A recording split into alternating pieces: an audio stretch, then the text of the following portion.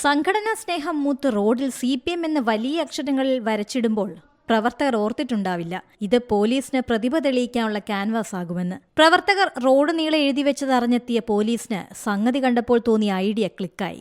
CPM എന്ന അക്ഷരങ്ങൾ ഇത്തിരി നീട്ടലും കുറുക്കലും ഒക്കെ വന്നപ്പോൾ സംഗതി ക്രൈമായി മാറി. തുടക്കത്തിൽ ഒരു നോ കൂടി ചേർത്തപ്പോൾ നോ ക്രൈം. പെരുങ്കളിയാട്ടം നടക്കുന്ന കാസർഗോഡ് തൃക്കരിപ്പൂർ രാമവില്യം കഴകത്തിലേക്കുള്ള റോഡിലാണ് CPM പ്രവർത്തകരുടെ എഴുത്തുകൾ പോലീസ് തിരുത്തി എഴുതിയത്.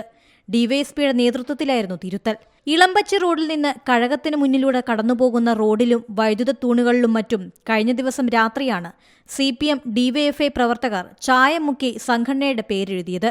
സംഘടനാ സ്നേഹം അല്പം കടന്നുപോയെന്ന് പ്രവർത്തകരിൽ നിന്നു തന്നെ പ്രതികരണമുയർന്നിരുന്നു. പിന്നാലെ പ്രദേശത്ത് രാഷ്ട്രീയ തർക്കം രൂപപ്പെടുമെന്ന സൂചന പോലീസിനും ലഭിച്ചു.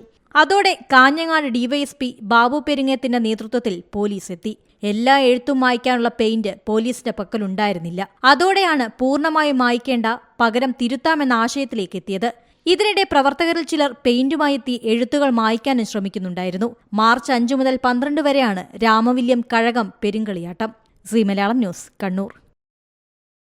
ഏറ്റവും പുതിയ വാർത്തകളും വിശേഷങ്ങളും വിരൽ തുമ്പിലറിയാൻ സി മലയാളം ന്യൂസ് എല്ലാ ഡിജിറ്റൽ പ്ലാറ്റ്ഫോമുകളിലും ലഭ്യം.